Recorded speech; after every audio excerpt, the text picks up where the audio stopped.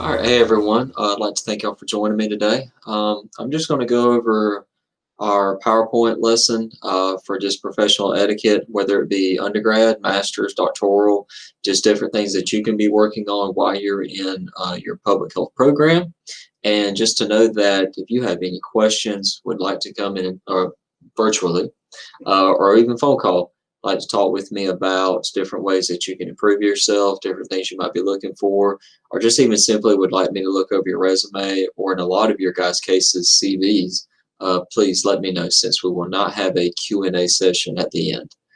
So without further ado, I'm going to pull up this PowerPoint. I promise I will not read it line by line, but just do more of like each slide kind of a discussion and go along from there. And like I said, please, I'll have my information posted at the end.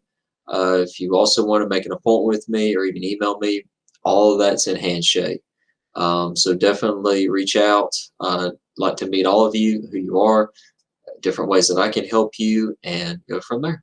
So let me pull this up.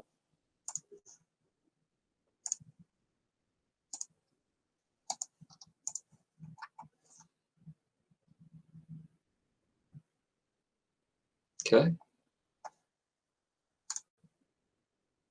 All right, guys. So I just always enjoy this slide just because I'm a huge Office fan. And, you know, one day when y'all start working in Office full time, if you haven't already, you're going to realize they knew what they were talking about. There's just a lot of aspects about this show that are so true, that do relate to real life. And yeah, I look forward to hearing that from y'all one day. I'm like, man, that show was kind of an epiphany. Um, so like I said, my name is Brandon Solie. I'm in the Office of Career and Professional Development here at Georgia Southern. We are located in the Williams Center on the Statesboro campus and Psalms Hall if you're on the Armstrong campus. So for this fall, we're going to be doing a majority of our work virtually, whether that be FaceTime or just even a phone call or even email. All of it's going to be virtual. We're not going anywhere. We're not shutting down. So like I said, if you need to meet with me, make an appointment, talk about things, or even just want to email me, questions about your CV, cover letter, if you're an undergrad student, personal statements, all these things, like definitely feel free to reach out to me. And plus too, right now with me not being able to be there in person, I know how, you know, the difference between undergrad and masters, of course, is like, well, if you're an undergrad, I'm looking to maybe even go get a master's, or should I get a master's? If I'm a master's student, when do I start applying for full-time jobs, careers, things of that nature? How do I necessarily go about it now that I am getting a master's? And similarly, if you're a doctoral student, but of course, like with all the things that come with having a doctorate, you know, I'm not able to be there and discuss those questions at the end of this presentation. So like I said, if you have questions about this, questions for me, questions for your professors, please feel free to reach out to us and we can talk about these things. So the newest thing that we have this year is a system called Handshake, and it's taken the place of Eagle CareerNet. It's very simple, but yet very beneficial to students. It's basically Facebook meets LinkedIn. So please feel free to go in, update your profile, upload your resume. I'll review it just like before. Whenever I suggest, you know, edits, corrections, things of that nature, please take the time to make those edits, to make those corrections, re-upload your resume, and I will review it and either approve it or suggest more edits to it. Usually the way I go about that is like when you upload your resume, cover letter, or CV, I generally review it and I will either email you edits or make a comment for corrections for you to make within Handshake. So either way, I'm sending you edits, updates, things of that nature. And if you ever come across any problems in either understanding those edits, making those edits, or just even have questions like, why necessarily this? Why wouldn't this be okay? You know, please, that's why I'm here, is to ask me if you need help. And we'll get into a little bit more about resumes, CVs, cover letters, things of that nature in just a minute. But please take time to check out Handshake. It's very user-friendly. Like I said, it's located in the same spot on Eagle CareerNet. on My Georgia Southern, just as Eagle CareerNet was, down in the bottom left-hand corner under student employment.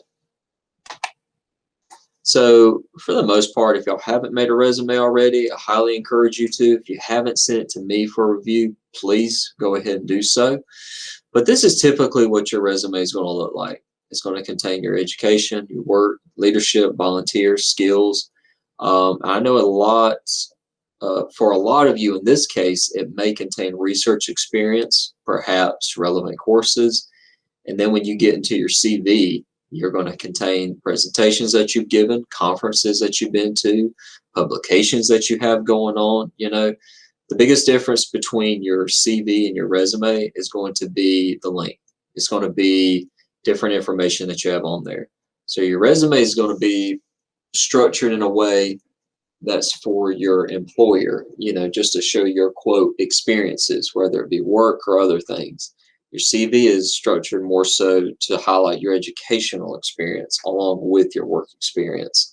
I have copies of CVs here at my office that I can email you if you ever need an outline of how to structure your CV, what it should look like, or even just how to get started on one. But as for your resume, this is typically what it looks like, the information that you would typically have on it. So like I said, if you have any questions about this, need help critiquing it, even uploading it, let me know. Cover letter, this is your typical outline for a cover letter template. Don't worry about including everything on your cover letter. Your cover letter should have only the information that is important to the job that you're applying for. Only be concerned about the structure of your cover letter. Make sure it makes sense. Make sure it highlights little things that you have to offer. Don't worry, like I said, about including every single thing that you've ever done in school, work, even within the community. Just include what's necessary and go from there.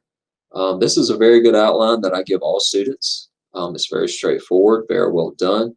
And it contains basically how you need to outline your paragraphs. And like I said, if you need help kind of figuring out, so should I put this, should I not? Because I know myself in making cover letters for jobs that I've applied for, sometimes you kind of get in that crossroads of like, is this necessary? Is this important? Am I including too much? Am I including too less? Again, that is why we're here, to help you with these things, to talk through them with you, and just even simply read over them. So like I said, biggest tips I can give you is please have someone look over it, whether it be me, your professors, perhaps even some people in the writing center. Not so much for the structure of it, but just making sure you don't have little grammatical errors.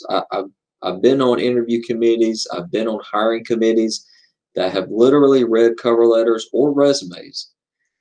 And depending on how something was either structured, or even for cover letters, for instance, I've seen them throw out cover letters because maybe they missed a period, had a run-on sentence, something along those lines.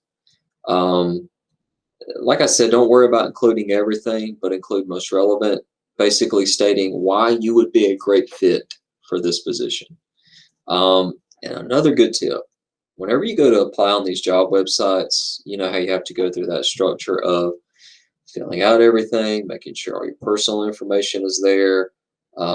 Finally, when you get to the end, it's asking you to upload your resume and your cover letter. Some cases it will be a CV, but it'll give you that option. And please, if it asks you resume or CV, feel free to upload your CV. But when you get to the end, make sure that you save it as a PDF first before you upload it.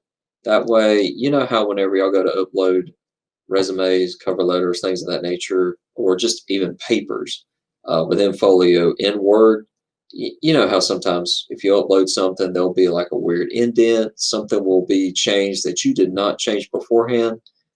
This will take care of that. That way this isn't getting re-edited. Everything is there the way that you did it.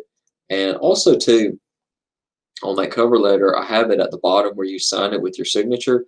Now you can do the virtual signature, however you say it, but you can also, if you have a copy machine or anything of that nature, like in the library or even in an office you might work in, you can just print it out, write your name at the bottom, and then scan it back to your email, and then save it like that as a PDF and just upload it from there.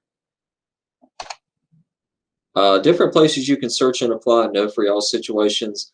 Please reach out to your mentors or peers, whether that be professors, people that have came and spoke to y'all's class. I know for a while we would put in former public health students within our newsletters that uh, are working within the public health field and are more than willing to talk to students about how to apply, where to search, how they got their jobs, etc.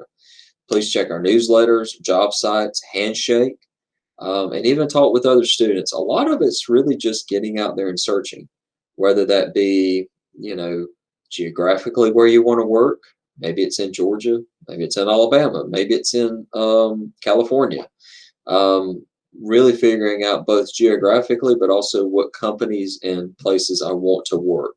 So one of my biggest pieces of advice I can give you is like almost make a map about where you want to work, who you want to work for, and 6 months, even a year out, start looking. Whether it be looking at job websites, at jobs that are open, or looking at different places you want to work, reaching out to them and inquiring about the positions that you want to apply for one day. Now, they may not be open, but you can always inquire about, hey, I'm a year out from graduating. I would really like to apply and work for your company one day, because you never know what is going to happen within their organization. People are always constantly changing jobs for various reasons.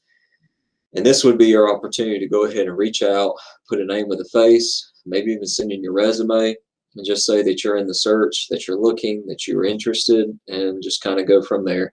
And like I said, if you want to talk about these things, would like any more tips, feel free to reach out to me and we can kind of walk through this together, talk about job search strategies, and go from there. These are a couple of different websites that we have that you can search and see what jobs are available. Like I said, Handshake is new, so definitely feel free to use that.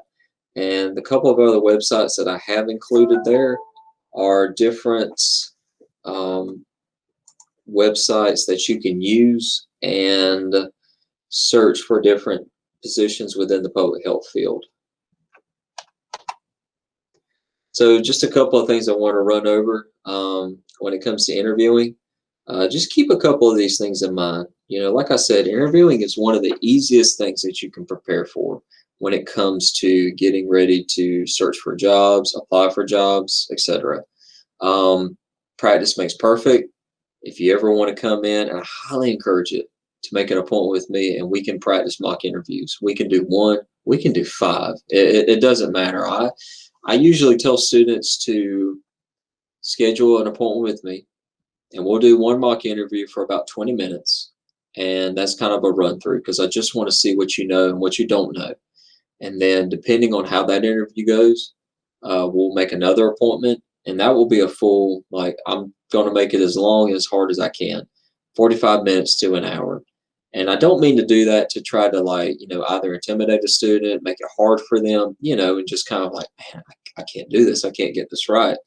It's more for your benefit. It's more for, man, if I can do good at this, if I can ace this, then the interview for the actual job will be easy, no problem at all.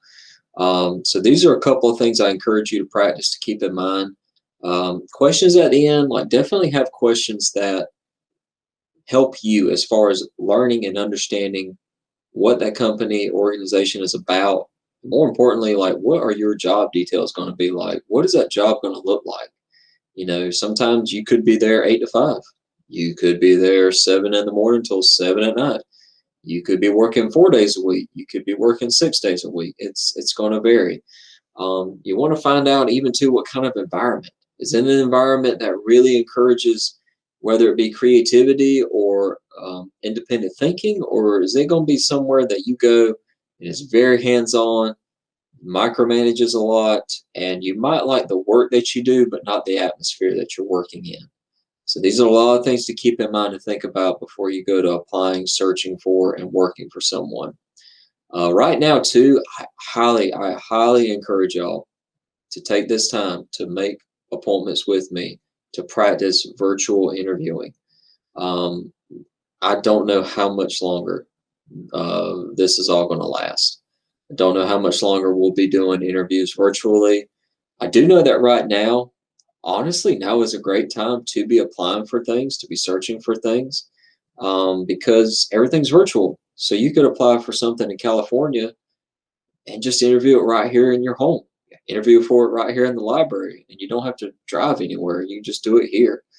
But having said that, interviewing virtually is different than in person because got to make sure you got good internet connection, you don't get cut out, your sound's okay, you know how to navigate through Zoom, Google presentations, all that stuff, and even just talking, because sometimes you'll be talking to either four people on a panel or it's just one. There's those awkward pauses. Can they hear me? Can they not? Can they see my face? You know, all these things. Am I dressed appropriately? It's just a lot of things to consider and practice before interviewing. And like I said, I highly encourage you to come in or to schedule an appointment to practice those things. And yeah, well, practice makes perfect. A couple of these are a couple of interview questions that you can ask them. So feel free to either take a screenshot of this or ask me for more questions. These are just 6 that I came up with, and like I said, you could have 10 to 20. I wouldn't encourage asking them that many, but you want to have at least 5 to 10. 5 to 10 good questions that if they don't answer it during your interview, that you're able to ask them at the end. Dressing the part's important. Like I said, I mean, it's virtual, so just please, take into consideration what you're wearing, what you're applying for. Honestly, treat it just as if you were having to drive somewhere and interview in person. Um, Different things that you also want to consider whenever going into the public health field is dealing with the public, um, making sure that you're able to give presentations. And these things can apply to either things you might be interviewing for, the work that you're doing, and even attending conferences. Honestly, take this time in school to practice presentations. I know that a lot of y'all have assignments that are due, things that you have to work on that require presentations, but along with, and I was the same way when I was in school, like, why am I having to do this? This is pointless. Like, gosh, just please just look at the PowerPoint. I don't want to do this presentation. Really take this time to practice it, because you know what? You just have to keep giving presentations whenever you graduate. It just keeps following you. It won't go away. Like I said, during an interview, you're going to be asked to give presentations. I've had to give presentations during interviews and was given a week's notice to prepare them. You're going to give them during work, and if you want to attend different conferences, be on different committees, you're going to give them there. And even when it comes to dealing with the public, on public speaking, like, just think before you speak. Be careful on things that you post on social media. Be careful on things that you say, especially during this time, because you don't want to cause a panic, but also you don't want to mislead people. So when in doubt, seek out a mentor, even talk to your professors about what is good public speaking etiquette. Like, how do I deal with the public? How do I deal with criticism? Because that's going to come your way as well. And it could be nothing of your fault, nothing at all that you've done. And yet you'll be criticized for either saying the wrong thing, not acting quickly enough, or misleading someone, and you did nothing, none of those things. So please take that into consideration, consider it. And like I said, we can even talk about these things as well during appointments and go from there. And like I said, just be careful about what you post, especially in this day and age, and not wanting to cause a stir of ribs. Honestly, too, even when you go to apply for jobs, like, one of the main things they use, and trust me, I've been on interview committees, so we've used them, is Facebook. Facebook, Instagram, Twitter, anything that we can find you on, like, we will use, because at the end of the day, employers are trying to figure out who's going to be the best fit. When they're looking at 60 to 100 different applicants for a position, they're trying to weed out those that they're not going to waste their time bringing in for an interview.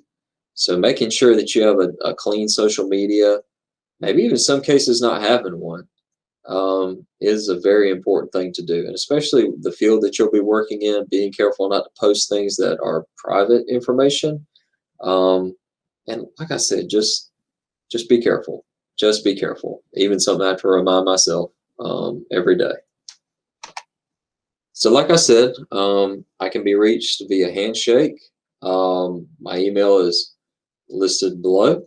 Um, I really wish I could be there in person talking to you all, and I'll exit out of this for right now. Okay. I wish I could be there in person and talk to you all, but like I said, due to circumstances, this is how we're going about this semester. I really hope all of you are doing well, that you're taking care of yourselves, that you're staying healthy, and like I said, if you need help with anything else, please feel free to reach out to me. Like I said, we can't do a Q&A session, talk about interviews, talk about all the things that I just went over in this presentation. So, like I said, if you need anything, our professors are here for you. I'm here for you. Faculty and staff are here for you. And just let us know. Wish you all good luck. Look forward to meeting, hearing from you all. And thank you.